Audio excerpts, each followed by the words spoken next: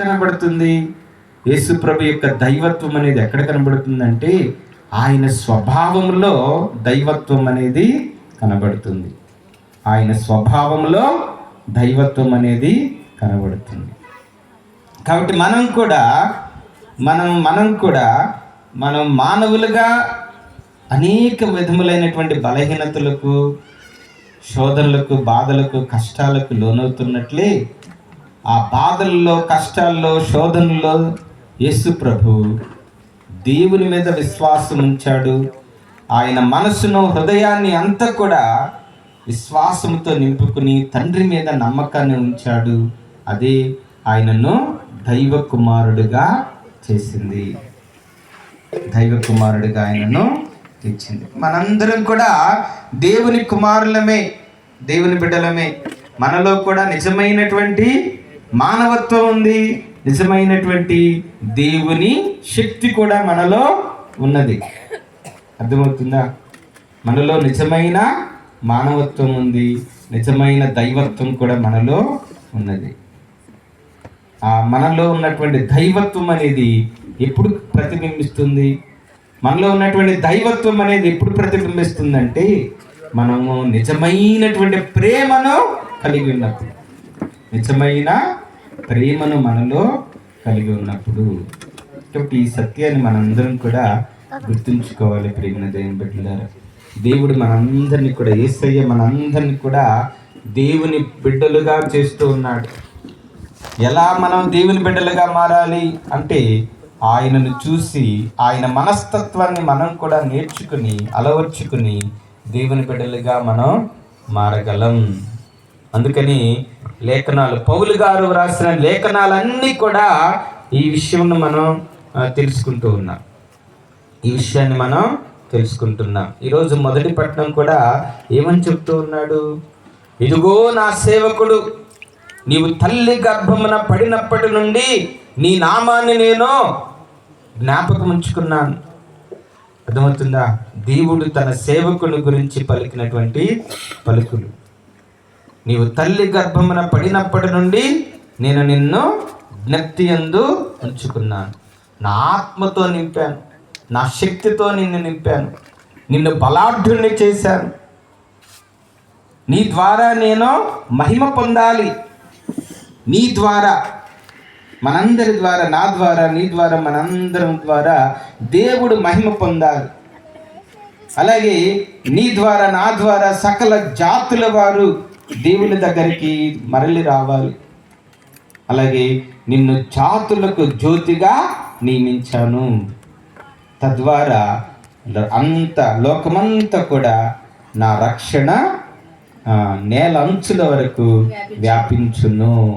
Praise the Lord, praise the Lord, praise the Lord. ఇది ఎలా సాధ్యమంటే మనందరం కూడా క్రీస్తు శిష్యులు ఆయనను సరిగా అర్థం చేసుకోలే, ఆయన యొక్క బోధనలను సరిగా అర్థం చేసుకోలేదు, ఆయన యొక్క జీవితాన్ని వారు సరిగా అర్థం చేసుకోలే, ఆయన చేసిన అద్భుత కార్యాలు వారు సరిగా అవగాహన చేసుకోలేదు. అంతేకాకుండా సరే అర్థం చేసుకోకపోతే చేసుకోపోయారు, కనీసం విశ్వాస పాత్రులుగా ఉన్నారా? లేదు. ప్రియమైన సహోదరి సహోదరులారా, చూడండి, మనందరం కూడా ఆ ప్రభుని సరిగా అర్థం చేసుకోవటం, ఆయన యొక్క ప్రేమను కానీ, ఆయన యొక్క మనస్తత్వాన్ని కానీ, ఆయన మన ఎడల చేసినటువంటి గొప్ప కార్యాలు, అద్భుత కార్యాలు, మేలులు, స్వస్థతలు మనం సరిగా అర్థం చేసుకోలేనంత అంధకారంలో జీవిస్తూ ఉన్నాం. అవిశ్వాసముతో, అపనమ్మకముతో జీవిస్తూ ఉన్నామని ప్రభువు మనస్సున ఎంతో బాధపడ్డాడు. అంతరంగమున బాధపడుచు ఏమన్నాడు? మీ ప్రియమైన దేవుని బిడ్డలారా, ఈ దివ్య బలి పూజలో పాల్గొన్న మనం ఆ ప్రభు ముఖములో ఉన్నటువంటి ఆ ప్రేమను, కరుణను, దయను చూచే మనం ఈ బలి పూజ యొక్క పరమార్థం ఏంటంటే మనం కూడా ప్రేమను అలవర్చుకోవాలి. మన మాటల్లో కానీ, మన చూపులో కానీ, మనం నడవడికలో కానీ, మన పనుల్లో కానీ మనం కూడా ఆ ప్రభు యొక్క ప్రేమను జ్ఞాపకం చేసుకుని మన పాపములకు, మన ద్రోహములకు వెక్కి వెక్కి ఏడ్చినప్పుడే నీకు నిజమైనటువంటి రక్షణ కలుగుతుంది. లేకపోతే నీవు మొండి హృదయమై, కఠినమైన హృదయమై ఇంకా ఇదిగో ద్రోహం చేసుకుంటూ, ఇతరులను మోసం చేస్తూ, ఇతరులను దగా చేస్తూ, ఇతరులను బాధ పెడుతూ, నీ మాటలతో, నీ క్రియలతో నువ్వేదో గొప్ప అయినట్టు, నేనేదో గొప్ప అయినట్టు, నువ్వేదో గొప్ప అయినట్లు. మనం ఎవరం? ఇతరులను బాధ పెట్టడానికి, ఇతరులను కష్టపెట్టడానికి, ద్రోహం చేయటానికి. కాబట్టి ప్రేమ దేవుని బిడ్డలారా, అది చాలా తప్పు. కాబట్టి పేతురు వెక్కి ఏడ్చాడు, బాధపడ్డాడు, పశ్చాత్తాపడ్డాడు. చివరికి ఏమయ్యాడు? నిజంగానే ప్రభువు కోసం తన ప్రాణాన్ని బలిగా అర్పించాడు. Praise the Lord, praise the Lord. శ్రీ సభకు నాయకుడయ్యాడు. తదనంతరము యేసు ప్రభు స్థాపించిన శ్రీ సభకు ఆయన నాయకుడయ్యాడు. చివరికి ఆ ప్రభు కోసం తన ప్రాణాన్ని బలిగా అర్పించాడు. శిలువ మీద తల క్రిందులుగా మా ప్రభు అయిన యేసుక్రీస్తు ద్వారా పవిత్రాత్మ ప్రభావం వలన సమస్తమునకు జీవము పోసి పవిత్రపరచున్నావు. ప్రపంచమాద్యంతము సూర్యోదయం నుండి సూర్యాస్తం వరకు నీ నామమునకు నిర్మలమైన బలి నర్పించుటకై ప్రజలను నిరతము పిలుచుచున్నావు. కావున ఓ ప్రభువా, ఈ కానుకలను నీ సముఖమునకు తెచ్చియున్నాము.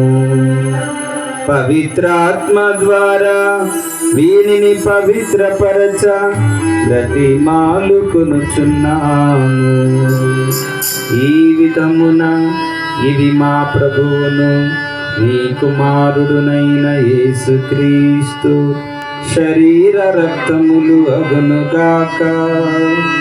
అతని ఆజ్ఞ ప్రకారమే ఈ కృతజ్ఞతార్చనను నెరవేర్చుచున్నాము.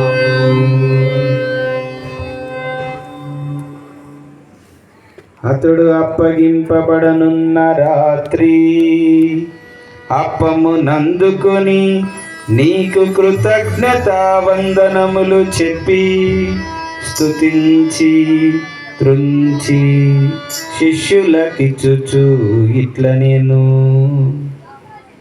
మీరందరూ దీనిని తీసుకుని భుజింపుము. ఏలైనా ఇది మీ కొరకు అప్పగింపబడనున్న నా శరీరము. మా పాపములకు గాను సిలువ పైన కొట్టబడిన యేసుదేవా, నీకే గాను సిలువ పైన చిందబడిన యేసు రక్తమా, నీకే ఆరాధనా, నీకే ఆరాధనా. ఇది విశ్వాస రహస్యము.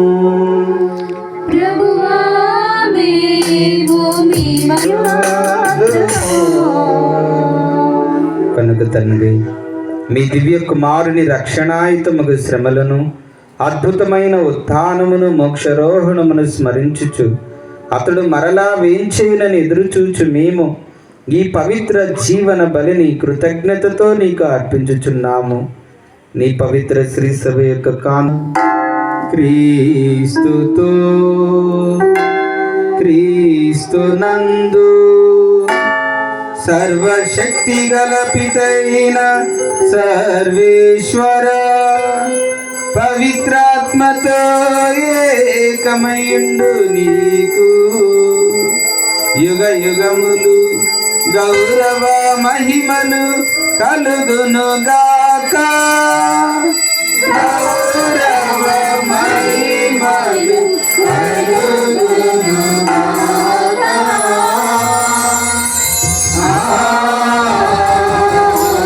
ఆమేన్.